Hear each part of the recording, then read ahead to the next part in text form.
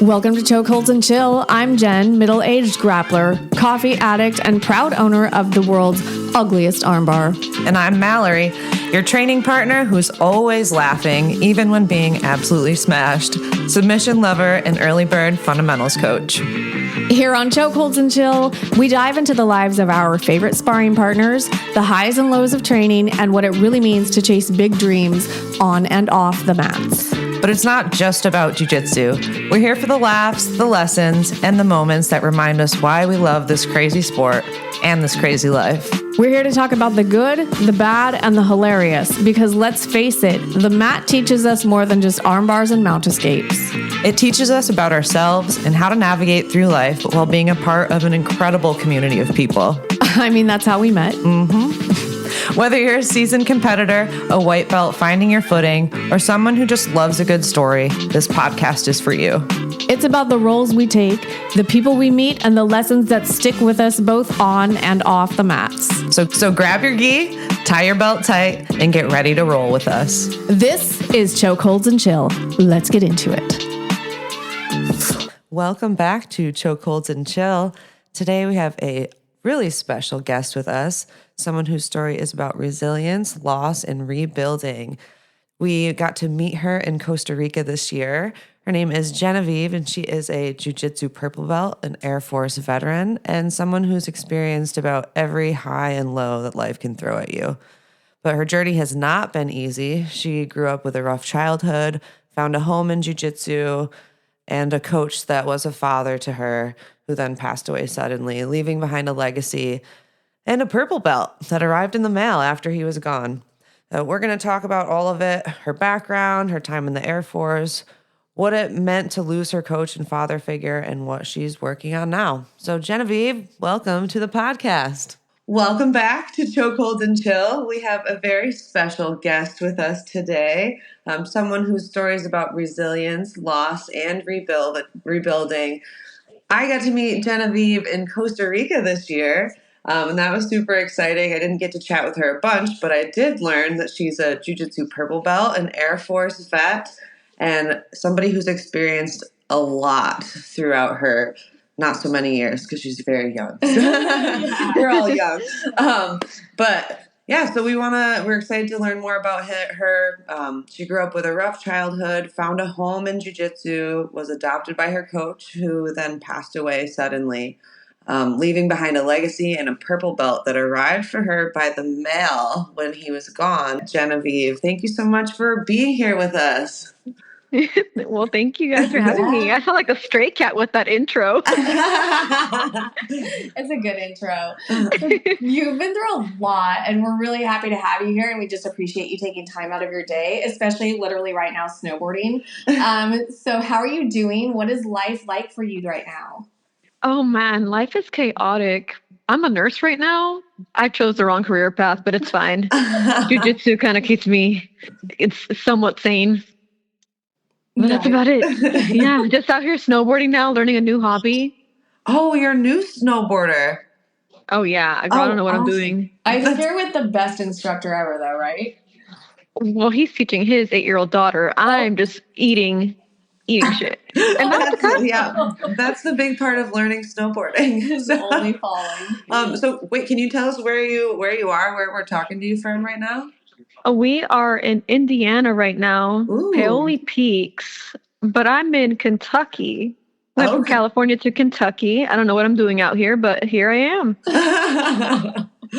Oh, that's so awesome.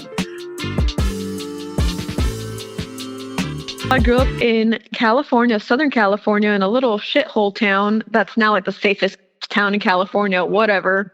When I grew up, it was Hood Nation. We were too poor to really do anything. So, sports were a luxury. I think we just got really lucky because there's this little hole in the wall gym, Antelope Valley Jiu-Jitsu. And, my dad dragged us in there one day because my little sister, she was going blind. So she kind of got anything she wanted, of course. You're going blind. I would give you anything you wanted to if you were going blind. Wow. So he took her to jiu-jitsu and I kind of tagged along. And the coach there was like, no, I only teach adults.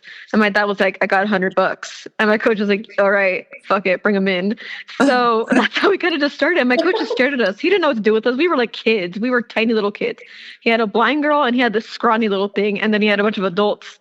Man, he put us through the ringer. Oh my gosh. Grew up in that. Grew up in a Hispanic household, but we were trying to be American, but Hispanic at the same time. Mm-hmm.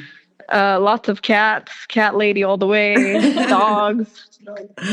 Yeah, just middle of nowhere, nothing to do. Didn't really think I was going to get anywhere in life, honestly. Mm-hmm. I just got lucky with just being able to do jiu-jitsu. That's it. Wow. That's my childhood. Very boring. It's not super boring, but you mentioned that it wasn't the easiest. When you look back today, how has it shaped like today's Genevieve? What about that childhood like helped make you become the person that you are now? I look back at my childhood and I realize I'm like, oh shit, I was abused. I guess getting beat up there kind of roughened me up and gave me some tough skin because when I joined the military, I was okay with everything. I was used to it. And then in life, I just kind of laugh at anything that happens to me. So I look back at my childhood. I'm like, oh, that's why I am the way I am. I just laugh things off. It's not a big deal. Mm-hmm. I've already gone through the worst.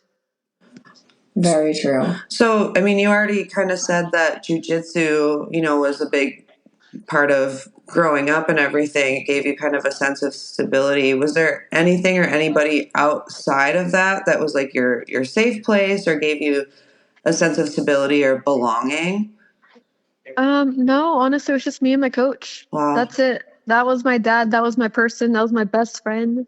That was, he was everything to me. What was his name? Dan Howard. Just a basic white boy name. He was adopted too, though. He was Mexican. Oh, wow. Okay, cool. So you guys shared a lot. Yeah. Yeah. So you eventually found your way to the Air Force. I did. So I was going to go to college, actually. I got a full ride scholarship. But my biological parents wouldn't sign off on me for me to go to college because I graduated pretty early. I graduated when I was like 15 or 16 years old from high school. So I still needed their signature legally and I just couldn't get it. So I looked at my biological father one day. I was turning 18. I'm like, if you don't sign these papers for me to join the military, I'm like, I'm going to go be a stripper. He signed those things right away. I mean, it wouldn't have mattered. I was going to turn 18, but still at 17 and a half, I was ready to go. Yeah. So I ended up in the Air Force. Not my first option, but would I do it again? Hell no. So what pushed you there? What was your first option and what made you decide on the Air Force?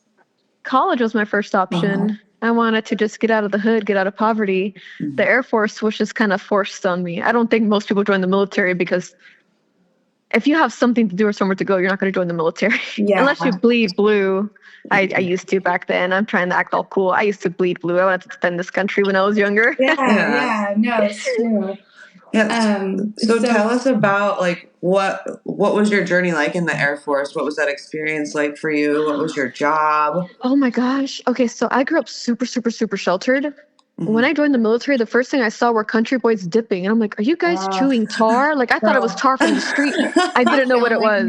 I was like, what is that? And they showed me what pork chops were. I was like, what? And just good old Southern boys, they're like, you got to slow down, California. And I'm like, what? So that was my introduction to the military. So where you grew up in California, was it like a pretty diverse community or was it mostly Hispanic people or white people or? It was pretty diverse. We had everything. Indians, Ethiopians, Hispanic, white, black. We had everything. Chinese. So when you went into the Air Force, what was that community like, diversity-wise? Country boys and country girls that I'd never seen. I was like, what the heck? So it was definitely like a culture shock. Yeah. So if we could back up just a bit, when you were going to go to college, what were you studying? What was your goal for that? Was it just an associate's? Were you wanting a master's? Like, what were you thinking? I wanted to be an orthodontist. Oh, wow. Yeah. Yeah, I actually got out of the military and I was going to school to be an orthodontist, but then I fell down a mountain. I wanted to go sledding for the first time. I'm from a desert town in California. So I wanted to go sledding, and I ended up eating shit. I fell down through like some backcountry hoods, country woods. I don't even know. See, I don't know snow. I don't know mountains. I ended up falling down this mountain, breaking the entire left side of my body, and getting brain damage. So I had to drop out of school. Oh my gosh. Yeah, it was wild, dude. My left arm, I couldn't move it. I was like, how am I gonna do jujitsu? But then I was like, well, Wow. John Machado does jujitsu, and I feel like there's a blind guy that does jujitsu, and he's a black belt. So I'm like, my sister does jujitsu, and she's blind. So I'm like, I can do it. Yeah. Wow. Holy cow. You have like so many stories, and I'm like fascinated right now. I just want to know what that recovery was like for you, because that's a lot of mental at the same time, right? You've lost your schooling, you can't train, but how did you get through that? Well, I had a lot of memory loss, so I don't even remember I don't remember the accident. I just Okay. remember what people told me. So that was great. That was a great way to start it off. Recovery right there. I'm like, don't remember it. Not my problem. Wow. But it was pretty rough because I lost a lot of my memory, and I couldn't read. Wow. It was trippy. I tried to read. I could not read. I knew how to read, but I would look at a book and the words my brain could not process them. So I just could not go to school for like 3 years. Wow. Did you go through a lot of like physical therapy and stuff at that time? I did. They wanted to push a surgery on me where they were going to go in and kind of put a metal plate on my scapula because it was broken in half. Oh my gosh. But I guess I'm kind of shallow. I was like 21. I was like, I don't want that ugly scar. So I just have a crooked scapula. Oh my gosh. I just have a crooked scapula. No big thing. So at this point, you were in the Air Force at this point? I had just gotten out. You had just gotten out. Yeah, okay. I had just gotten out. Yeah. Okay. Oh my Wow. gosh. So you kept things interesting after that.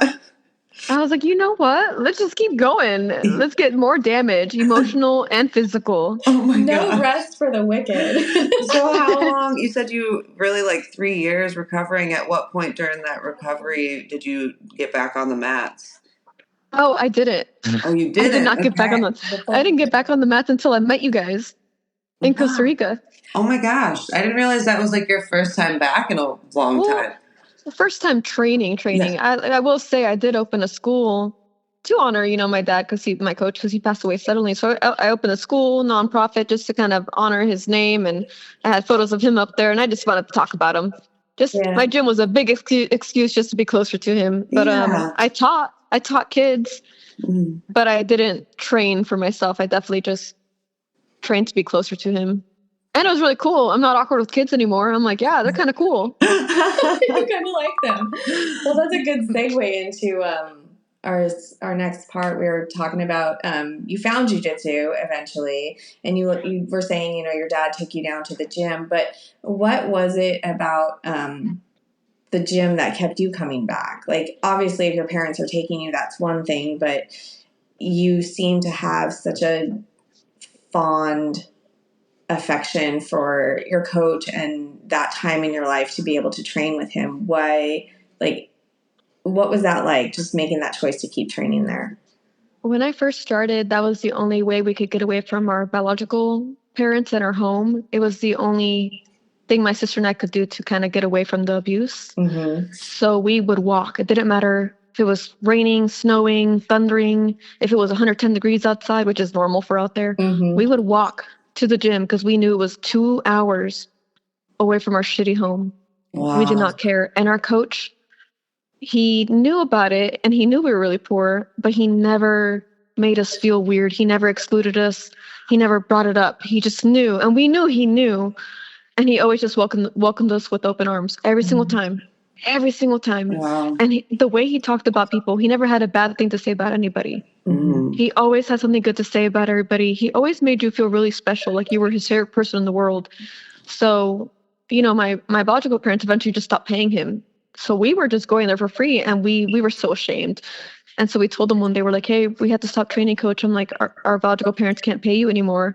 And he looked at us. He's like, are you guys crazy? He's like, no, keep coming. He's like, I don't care about the money. He's like, you think I do this for the money? He's like, I don't give a damn about the money. He's like, I do it for you guys. Wow. So we kept coming back, and I never missed a single day while I was training with them. Every single day I was there. And this he was was from there. like what ages? I think I was 15 until I turned 17. Wow. Okay. So really, you became a part of a family. You weren't I just definitely training. did. You had a family on the mats. I did. Yeah. So when he passed, like, can you tell us a little bit about that? Like, were you guys, I mean, you're obviously very close. Did you guys, were talking every day, or was that a big shock? How did that happen? So I had left the military and then I was traveling. I was doing the whole RV travel life before it became a big COVID cool thing. So I was down there in SoCal and I was like, oh, I can't wait. I'm back on the mats with my coach. And I was a nurse. I became a nurse. So I start noticing that I'm like, he's kind of getting sick. But I'm like, maybe it's because he's getting older, you know? And so I kept training with him. And then one day I was married. My ex-husband was like, you know what, let's move to Kentucky. And I'm like, why? I'm like, well, when do you want to move? And he's like, let's move tomorrow. I'm like, tomorrow's Christmas Eve. What do you mean? And so I know. God. Regrettably, I went to my coach because before I was having the time of my life. That year I lived out there with him, next to him. I was going over to his house every day, cooking for him. We were talking about old jiu-jitsu videos. We were super cool, super chill, just hanging out, going to the beach, playing with his dogs. Like, that was my dad. And I remember driving to his house as soon as my ex-husband had told me we're moving. And I told him, I'm like, hey, coach. I'm like, we were chatting for an hour. And then at the end, I was like, goodbye. And he's like, why are you saying goodbye? He's like, you never say goodbye. He's like, you're not dying. I'm like, I'm moving. He's like, oh, when are you moving? I'm like, today. I waited till the last minute to tell him because I didn't want to break his heart. Oh. How did he react? Well, I'm always going to tell the world he's a man. But he was devastated. And oh my gosh, my heart dropped. I don't have any regrets in my life, but I do regret that one. I wish I had stayed instead. Because as soon as I moved, he passed away. Wow. And he said goodbye to me, and he's like, I think this is the last time I'm gonna see you. I'm like, what are you talking about? I'm like, I come and visit all the time. I'll be back in 3 months. Yeah. I had planned to visit him, and he had already passed. Wow. How did you find out that he passed? All the guys at the gym were calling each other, telling each other, and they're like, who's gonna tell Genevieve? It took 50 guys to figure out who's gonna tell Genevieve. Wow. And I didn't believe them because I'd just been talking to him. I was like, nah, I'm like, you guys are fucking with me. It's not funny. Yeah, he had passed. I was like, what the fuck? Oh, devastated. And then, I was like, okay, it's been 2 weeks. I'm kind of, gonna get back into working out. Actually, I'd quit jiu-jitsu too. I was like, fuck that, Yeah. I'm like, I'm gonna get to working out. And I go check the mail and I get a package. It says from Dan. And I'm like, what? Dan who? Didn't say anybody, just said Dan. I'm like, well, I know one Dan. So I kind of started getting creeped out. I'm like, is he alive? And people are just fucking with me because this is a sick joke. That's a sick joke. Oh. Yeah. And I opened the package and it's a purple belt. And I'm like, that motherfucker. So he sent it to you? That was the last. Gym? He sent it to me. That was the last thing he did. His kids looked at his records, and the last thing he did before he passed away was order that belt. Oh my gosh. Wow. So I was like, ugh. Yeah. Yeah. Can you tell us more about that moment? I feel like I would just be in shock, and then I don't even know how I would process that. I was in the middle of a farm with alpacas and some sheep, and I started ugly crying so hard that they ran away. Oh. I was just ugly crying on the farm. I was like, what is this? Oh my God. How dare he? I was so mad because then I went to go train at the gym and they're like, and they had just had a promotion ceremony and they're like, did you promote yourself? I'm like, no, my coach died and he just sent me this belt. It doesn't sound legit. Yeah. They're like, oh, where's the promotion ceremony photos? I'm like, I didn't get one. Yeah. Wow. So it was weird because I felt like I wasn't a purple belt because he wasn't there. He's not there to coach me to this day. So I just never got a coach. Yeah. Since then, I have not had a coach. So So after you got your purple belt, then is that kind of when you stopped training? I had stopped training when completely when he had passed. Like I Okay. kind of dabbled and hung out with him and helped him teach the kids classes he hosted, but I hadn't been training. Yeah. I was just, freak accident. I had cancer at some point. I just was not training. And I think Wow. once he passed, I stopped training I completely stopped training. Didn't even get on the mats. And then I was like, you know what? It was 3 a.m. I couldn't sleep. And I looked over at my ex-husband. I'm like, I'm going to make a gym. I'm going to build a gym and I'm going to honor his name. And that's what I'm going to do. And he's like, okay. He's like, it's 3 a.m. He's like, it's going to take you months to build this business. I'm like, I already built it. I was so manic. It took me like a couple hours. I had the LLC, I had the trademark, I had everything ready. Yes. Wow. Yeah, crazy. I think that was my way of coping. Yeah. So what was that like when you got to open? How did that feel? Girl, it was hard. It was so hard. I was like, oh no. I'm like, this is not what I wanted to do. I'm like, I think I just missed my coach a lot. Okay. And I thought by building the gym, I'd feel connected to him. No, I had a whole ass business to run. Yes. It was awful. It was so scary. Financially, it was scary. Yeah.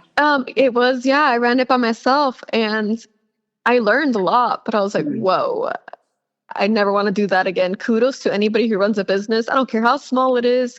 That shit's wild. Yeah. What would you say some of the biggest surprises were about being in charge of an academy, like good and bad? I didn't take into account that I am a tiny, like Asian passing female in Kentucky. And I had, as one of the other gym owners told me, he's like, you're a nobody. And I'm like, you are right. I am not anybody. But I didn't take into account that men would kind of look at me funny, that I was the owner.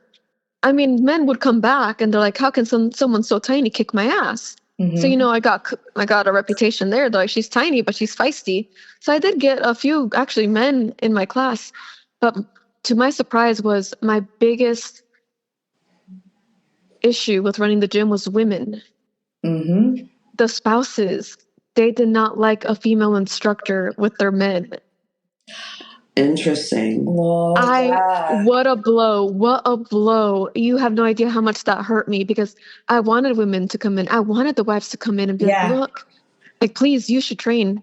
Yeah, no, they were not about it. I even chopped off my hair. Like I made myself look as unfeminine as possible. Everything. They were not having it. Wow. But that was my biggest fight right there, running the gym, just the cattiness of women. Would you say that was the most difficult aspect, is the women? It was, because I did have a few guys. I asked him like, hey, why aren't you coming in? And he's like, honestly, I want to. I'm like, your kids are in. Why aren't you in? He's like, my wife just doesn't like it. And I'm like, oh, say less. I'm like, you don't have to tell me anything. I'm not judging you or her. I'm like, I totally get it. I'm like, I hope one day that she can come in and train with me because I would love to. I thought she was kick ass, Yeah. A lot of these women. Yeah. But it was just that.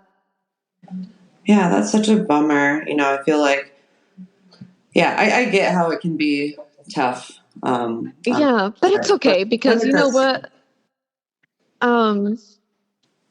I started visiting other gyms and, just kind of hanging out with people. And I started getting a bunch of kids in my classes and my gym started growing from there. And then more people started coming in and more people. And then to this day, even though we're closed now, I sold the name.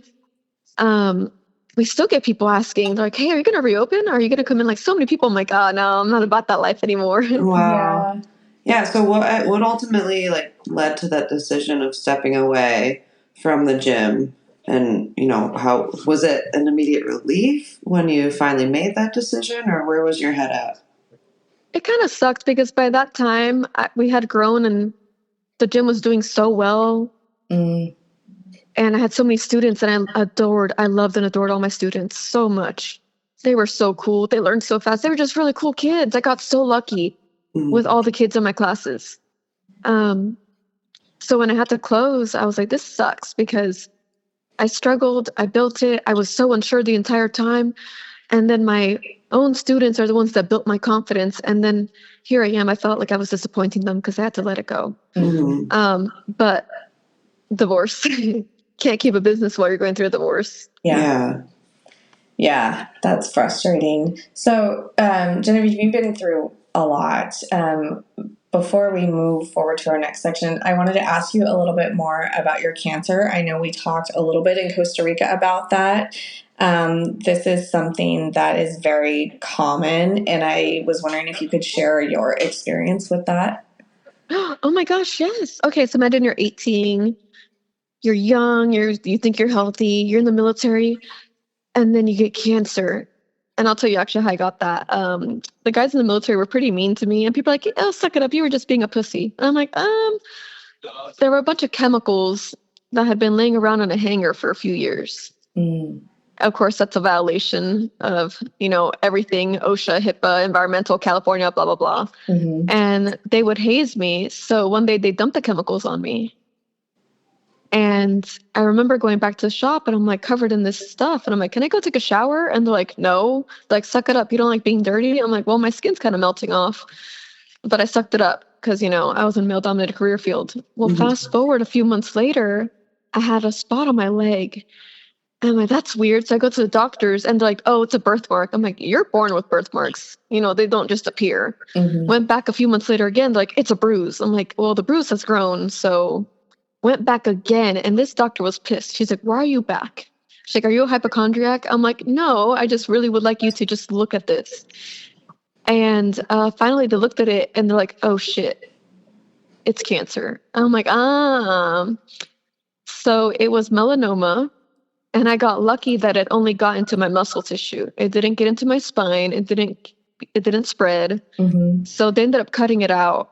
And then I just got sent to work right after.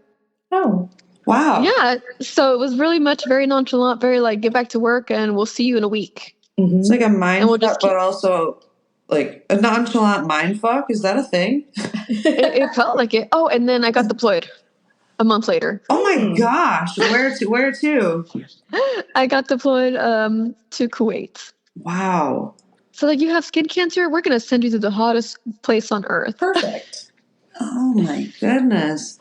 Girl, I feel like you've lived so many lives. Yeah. So yeah, I think that was from like 18 to 20. That was a shit show. Wow. Oh my gosh. You're such a resilient person. And like, I know that, you get to know a person on the mats, but also like, it's nice to speak to people and hear how like they process things and how they heal and how they help themselves and learn to be their genuine self and the true version of who they want to be. So who do you hope Genevieve is once your healing is complete?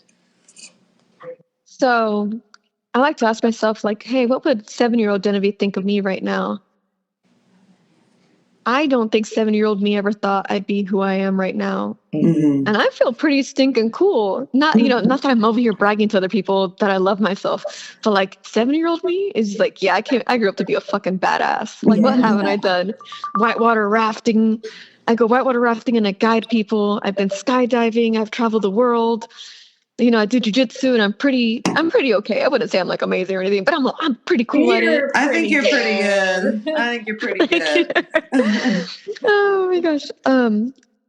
But I hope that once my healing is done, I don't know. I feel like I'm pretty healed up. No, I'm not. You know what it is? You know what my issues are? Do tell. I'm an anxious little bitch, like a trembling chihuahua, and I have no confidence. So I'm hoping that when I'm over all this bullshit I've put in my own head over the years, I'm confident.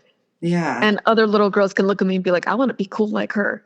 Because right now I'm looking at this guy's daughter. She's 8 years old. She's so confident. Yeah, she's just so, she has no fear in the world. And I'm like, I want to be just like her when I grow up. We all do.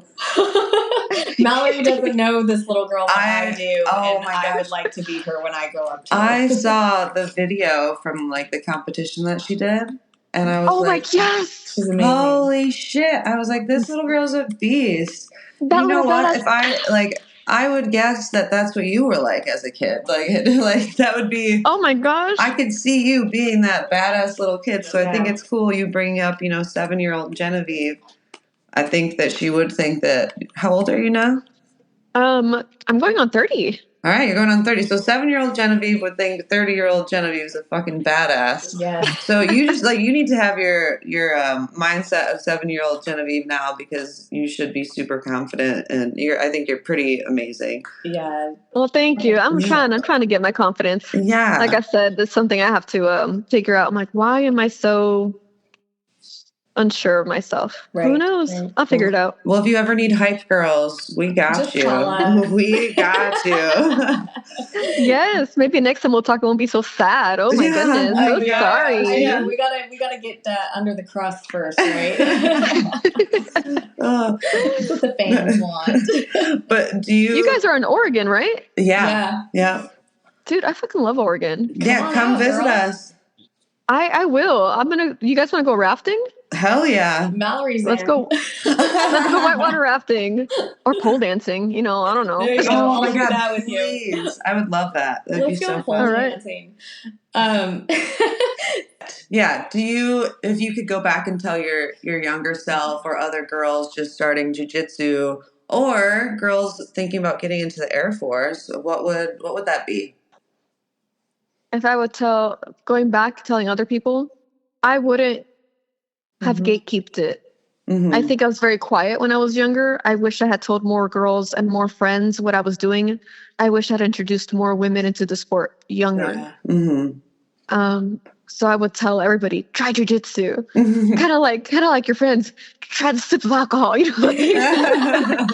Try jujitsu. Once you start, you'll never go back. I don't know. Like, it would have been so cool to just have a whole tribe of a bunch of your girls. Like, you go over to a sleepover, and instead of like pillow talks and doing your nails, you're choking each other. Like, how cool would that have been? That's the dream. So awesome. That's the dream. That's the kind of sleepover I want to go to. As for women joining the Air Force, I had a rough go at it. And I think that's just something life was like, we're going to build her character. We're going to traumatize her, but she's going to come out funny. Yeah. So I think even though I hated my experience and it was awful and I never want to go through that again, I would never change it. I do not regret any of it. Because honestly, I grew a big pair thanks to the military. And I would tell other girls, use the military as a stepping stone for financial stability, to go see cool shit, to experience cool shit, to meet random people. Like, even if it doesn't turn out okay, you'll be okay. Yeah. Gosh. Good shit, girl. Well, we always wrap up with a little chill zone, and this is how we process life, process our jiu-jitsu, process everything that we've put ourselves through mentally and physically, to like bring it down a little bit at the end of the week or the end of the day. So what are some things that you do that help you like get yourself back in the right headspace and relaxed and recharged? So I have this cat. My vet gave him to me. He's a wobbly cat. Have you heard of those? No. They have like brain. They have brain damage. They're just kind of born that way, and they have brain damage. And they just can't walk straight. They just wobble like they're super, super drunk, and they flip over. This cat, he absolutely hates me. And he's a Maine Coon. So I just gifted this cat from the Appalachian Mountains of Kentucky. She's gifted me this cat. He grew up. It's a giant Maine Coon cat. And he wobbles everywhere. And I will pick him up and just hug and kiss on him, and he hates it. Oh. So what I do to decompress is I pick up this giant floof thing, and I just force him to cuddle me until he passes out on top of me. And I just lay there. I'm like, wow, what a life. Look at me. Mother Teresa with my cat. But when he's not about that, dancing. Awesome. I feel the most at ease when I'm dancing. That's so great. I feel that so hard. We're going to need you to send us a video of your drunk cat wobbling around. I really would like to see that. That'd be great. And yeah, if you want to send videos of you dancing too, we also Please love do. that. In my heels, my pole dancing. Yeah, Hell girl, yes, let's go. please. Oh, Okay. I'll send you guys some cakes and cookies too. Oh, that's Perfect. right. You also bake. Oh You my god. do Oh, it yeah. all. We need to do a whole other episode about the fun things of your life because you have some really cool stuff that you do. And right I could now, send we you need to guys get a together. whole video collage of Do just it. Yeah. stuff I do. You Yeah, that'd should. be cool. You should. If you have like a couple quick more minutes, I do like to bring something fun and do a little rapid fire if you're down for that. Go for it. All right. Awesome. So, gi or no gi? Gi, all the way. I freaking hate no gi. Beach vacation or mountain getaway? Wait, repeat. Beach vacation or mountain getaway? I fell down a mountain, so nah, the beach for me. Fair. What's your favorite place you've ever traveled? Ooh, Indonesia. Oh, Yeah, cool. mine too. What's your favorite guilty pleasure TV show? I actually don't watch TV, Oh, but okay. there's a guy I'm crushing on, so sometimes I'll turn on Netflix and I'll put on the show he was in. Oh, I've seen that recently, actually. I was a big fan. I've seen the episode too. Yeah. I like the episode where he flashed his ass. So did my grandson. He made me rewind it 3 times. It was just so funny, so on character. So that's like a guilty pleasure. I just go on there. I'm having a rough day. I'm like, yeah, look at that. That's Put his so butt on the funny. TV for you. I love that. What's your favorite sport outside of jiu-jitsu? Gymnastics. Ooh, I like that. Cool. If you had to have a walkout song for a competition tomorrow, what would your walkout song be? Ooh, Doja Cat. Something by Doja Cat. I love me some Nice, Doja. nice. All right, and one last thing. If your best friend had to describe you in 3 words, what would those words be? She would describe me as nurturing, feisty, and spaz. Oh, nurturing, trusty. I can't English apparently. Sorry, my Spanish. Nurturing, feisty, and reliable. I love that. That's fantastic. Those are great things to be. Because she a bad bitch. But Genevieve, this has been so awesome. Your story is really powerful. I feel like you have so many things that a lot of people can resonate with, and we're really grateful that you shared it with us. You know, this has been like a short, like 40 minutes, and I feel like we could talk to you for hours. So I hope that we do get to talk to you more in the future. If you want to plug anything, where they can find you, where you're training, anything that you're looking forward to, or how to stay connected, please go ahead and plug it here. Don't fucking come for me. Don't look for me. That's great. Girl. Okay. So everybody listening, if you love this conversation, be sure to subscribe, leave us a review, and share it with your friends. Genevieve, thank you so much Thank for you. this. This is a lot. Thank y'all. Y'all are fun. Go do some mountain runs, girl. Tell that little girl I said hi, and tell your partner, hey, what's up, too. Alrighty. Sounds good. Bye, y'all. Bye. Don't forget to like, subscribe, and share. Check us out on Instagram at chokeholdsandchillpod or shoot us a message at chokeholdsandchillpod@gmail.com.